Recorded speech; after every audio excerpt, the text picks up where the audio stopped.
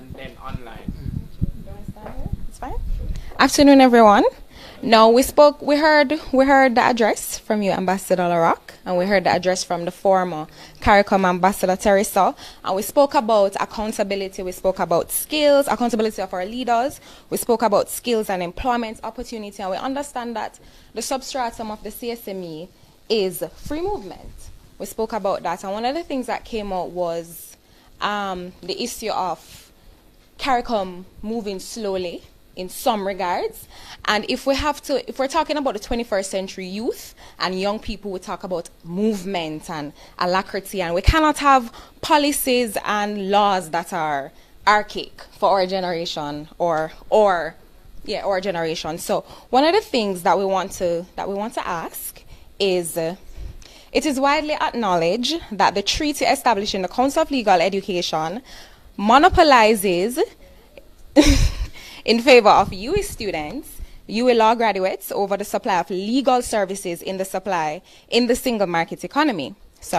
What has CARICOM done to remove this barrier that hinders non-UWI law graduates to the CSME? Name and where you're from?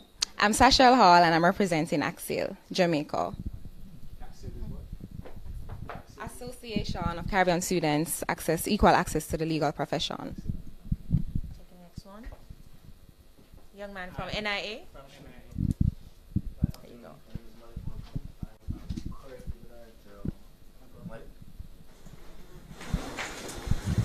So online. Afternoon again, this is Malik Malcolm. I'm currently the Director of Logistics and Event Management for the Integrity Action Movement. So that's NIA student arm. So my question is, for young people like myself to be advancing the agenda of the single market economy, what efforts are being put in place by CARICOM and CSME to really push for young people, to really get young people on board, and for me to feel like it's important? Why is CARICOM, why is the CSME important to me as a young person going forward? Thank you for those questions. Over to you, SG. Okay, the question, if you don't mind, I will take the last one first, because I think we can have a little discussion on the last one. I think what we're trying to do here is part of it. And we have to demonstrate that it is going to work for you, so that your aspirations can be met, as far as within the context, of course, of this, what we're trying to create.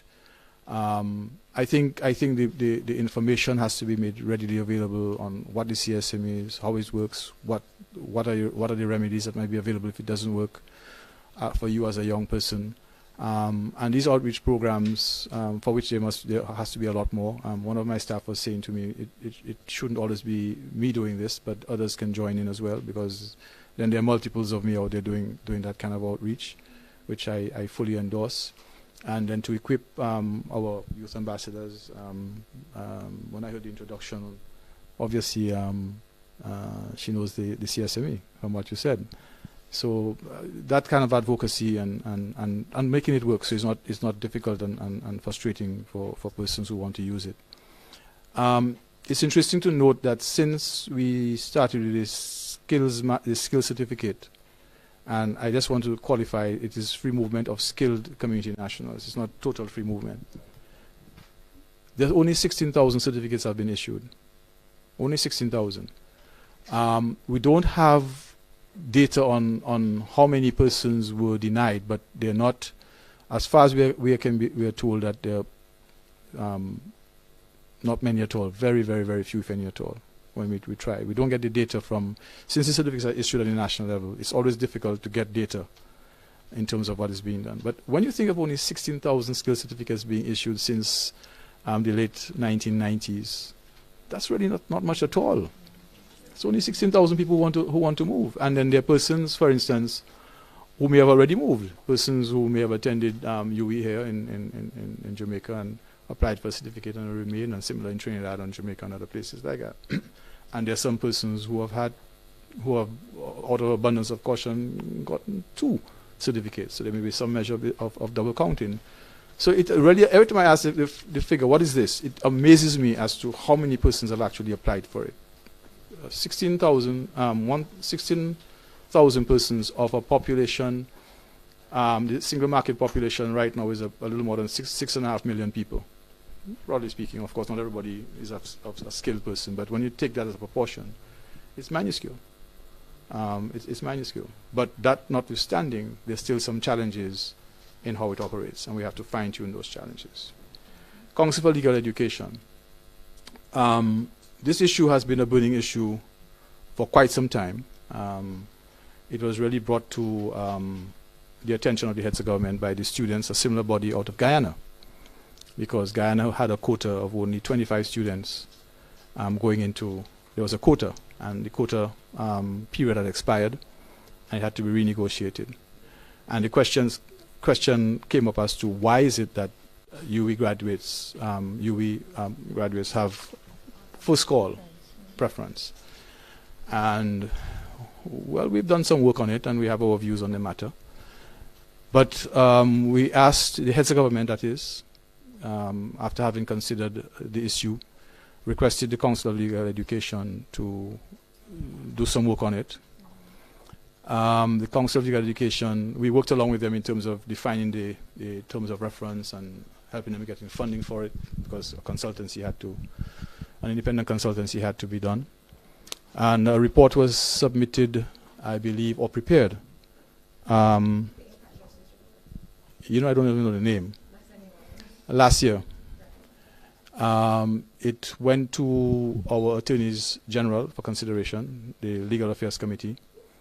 The Legal Affairs Committee asked for some more time to study it and to get back to us, and that's where it is.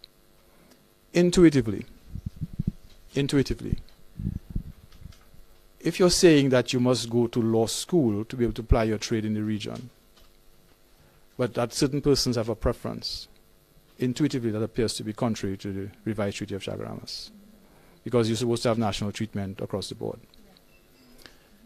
There is a companion problem that has to be resolved, because if you do this, the question is where all the spaces for those students to go to. What do you do with the actual education system? Do you open it up? Do you convert the Council of Legal Education into a regulatory body rather than owning the law schools and allowing private investment or allowing state investment to develop the appropriate law schools to allow for it, but it's regulated in terms of the curriculum and ensuring that you don't have fly-by-night, quote-unquote, fly-by-night law schools? And I believe that's the direction we have to move in, because we need to have more specialized legal professionals in our community, not the normal general practitioner, but if you want to develop a niche in certain things. And we've seen it in the British Virgin Islands, we've seen it in the Bahamas, we've seen it in Barbados, where because of the international business sector there, and it's not always offshore. When you hear this offshore, there's some real international business operators. They're all real, but I mean, you have this thing that keeps saying that we're this tax haven community. I mean, there's some very serious businesses other than just financial services. And you need legal professionals to assist, and you need the appropriate accounting professionals to assist. And it opens up a whole new arena for the legal profession. A major shortage in our community. Somebody asked about harmonizing laws. We don't have draftspersons. We do not have legal draftspersons in our community. I only have one employed in the Secretariat. And before this one, well, two now. I brought on somebody on recently. Before that, we had zero. And before that, I had to depend on the good grace of the Commonwealth Secretariat to provide me with an outside person to come in to assist us in drafting legislation. And I know at all our member states levels that there is that problem. So we need draftspersons. So there are so many other areas in the legal profession where we need people.